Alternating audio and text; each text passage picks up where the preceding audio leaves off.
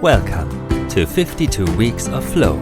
This is a Moving River podcast, hosted by multifaceted entrepreneur and transformational coach Bea-Marie Aning.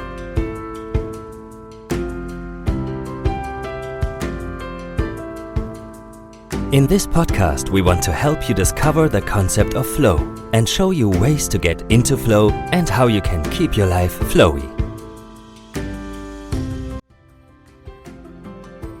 Hello, and welcome to 52 Weeks of Flow, where we talk about all aspects of flow in our lives, how to create it, how to maintain it, and how to access it whenever we want. If you'd like to support the show and learn more about what we do at Moving River, you can check out our website, www.movingriver.com, or check out www.superwoman.coach for our Superwoman training and circle. You can also find us on Instagram at moving_river, or you can find us here, right now. How convenient, right? Today, I want to talk about the 3 pillars of flow. In the last episode, I told you that Mihai Csikszentmihalyi discovered that flow needed 3 ingredients, and that is focus, involvement, and enjoyment. So in this episode, we will talk about the first ingredient, focus. In our day-to-day life, we are exposed to millions of external distractions, millions of external factors that court for our attention. Today, we don't just go to work anymore. We use the time to commute, to listen to a podcast, check our emails, check our social media apps, the private ones and the work-related ones, and most of the time gets sucked into a tunnel which, when we arrive at work, is hard to escape from. The other day, I was invested in writing another chapter for the book I'm writing at the moment. Before I started, I went into the kitchen to make myself some coffee. There were no beans in the grinder, so I looked in the freezer. Yes, to preserve the aroma, we keep our espresso and coffee in the freezer once opened. But in the freezer, there was none. So I looked in the pantry, and there it was, a new, still sealed pack of espresso for my beloved Americano. I grabbed the pack, and by then I noticed how messy the pantry was. So I started organizing the shelves a little bit so it looked a little cleaner. But then I thought, oh, what the heck? If I'm already at it, I might just do it properly. So I cleaned out all the shelves, wiped them with warm water, and rearranged the supplies in boxes and baskets, which I dug out of the basement. When I was in the basement to find the boxes and baskets, I had to dig through a lot of moving boxes to find them. And there I found old yearbooks from my time when I lived in South Bend, Indiana. Boy, oh boy, that was so long ago. And I used so much eyeliner. Hours later, I found myself on the floor listening to old tapes which I had recorded back then. To listen to them, I had to dig out an old tape deck. So, I think you're getting my point. When I was back upstairs and done with the pantry, still hadn't brewed an Americano, let alone had some writing done, it was time to pick up my oldest from daycare. Where did the time go? One of my clients, let's name her Julia, usually goes to work by car. But her car was at the car shop, so she took the train. She had to prepare a big project presentation, which she had scheduled all morning for. To get in the mood during the train ride, she put on some music and wanted to start writing the speech on her phone. But when she unlocked her phone, she saw 23 unread emails. Maybe it was important? She checked them, answered some were just junk, and she decided to unsubscribe from a couple of newsletters that kept coming in and taking up space. By the time she finished, she had to get off the train. When she got to her office, she made herself some tea, chatted with a coworker for a bit, opened her laptop, and when she sat down, checked the time on her mobile phone. Has that happened to you before? You wanted to check the time on your phone, although your laptop was open and the time was right there? Well, like almost everybody, Julia noticed the number of 5 on her messaging app, and she got curious. just a quick check-in. Maybe it was a client who needed her help. Maybe it was her boss. Maybe none of those messages were important. One from her mom, one from a friend, one from herself to remind her to buy cat food on the way home. So time goes by when you scroll through your phone. When she finally finished, also just checking Facebook and Twitter, the maybe work-related message on LinkedIn, which was just an enrollment call, she was ready to start working on her presentation. Then her co-worker from earlier came in to catch up on something they talked about over tea, then showed her a video on YouTube, which led to another video, which led to another video, which... Does any of this sound familiar? She was hacked by all the bings and dings that are so hard to ignore. Her tech devices gained unauthorized access to Julia's brain. That's what hacking is, to gain unauthorized access to a system. And it all started with checking the time. The easy solution to this scenario is wearing a wristwatch. But without being a smartass, what would you have done? How do you go through your morning routine? I want to invite you right now to reflect on your everyday morning. What do you do on your commute to work? How long does it take you to get into focus? It took Julia another 15 to 20 minutes to focus her attention back on the task at hand. Our environment is full of triggers that tell us what to do next. Our phones, laptops, even our pantries or basements. But are those triggers serving you, or are you serving them? How can you get out of the hamster wheel and create external triggers that actually serve you?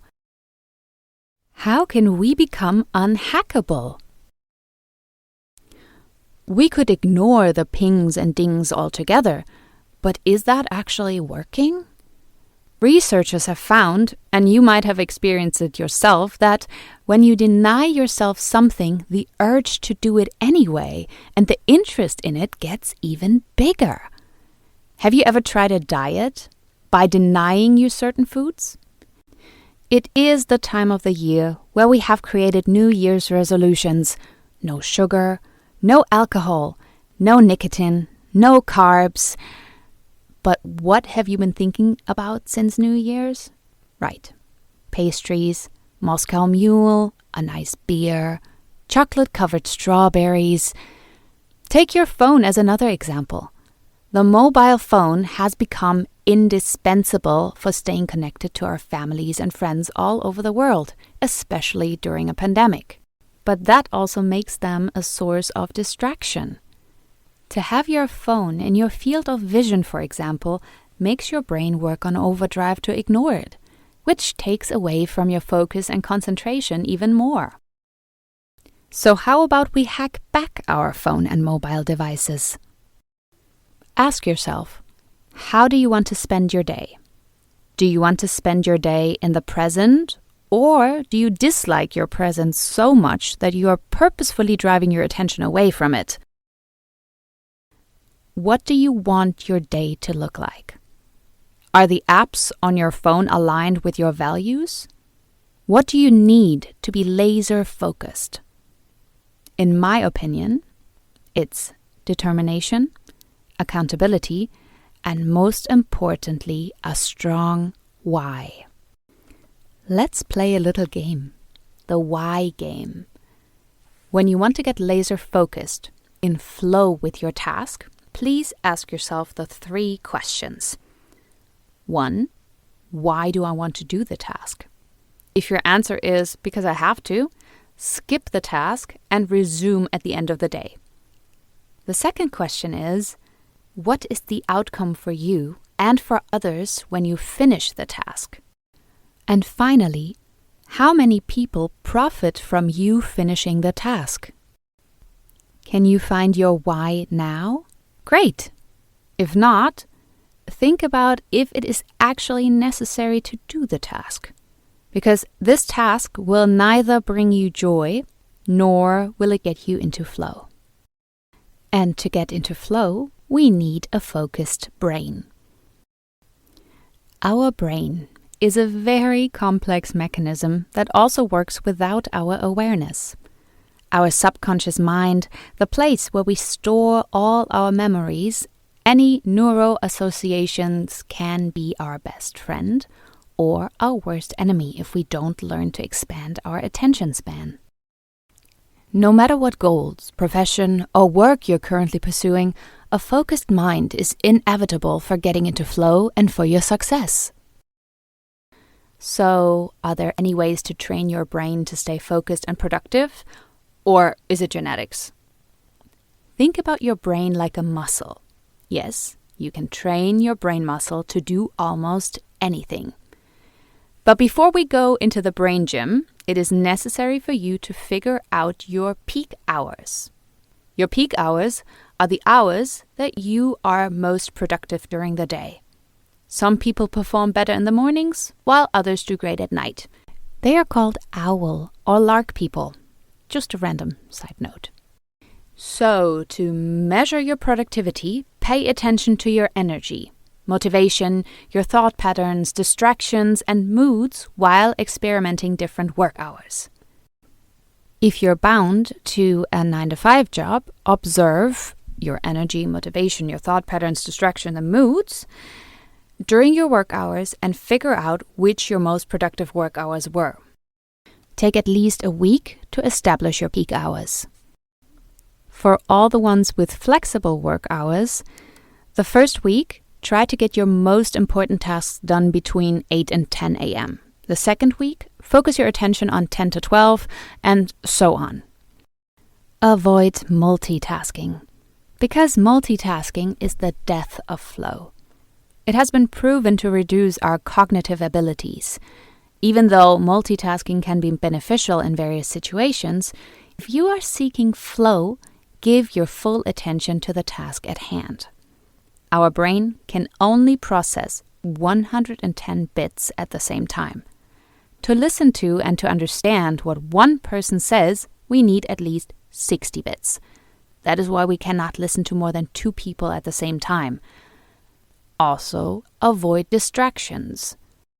Ignore all the pings and dings and get totally involved in what you are doing. And that will be our theme for next week, the second pillar of flow, involvement. And that's it. That's it for today. That's our show. Thank you for tuning in and staying with me. Thank you for all your support. Thank you. I really, really appreciate you.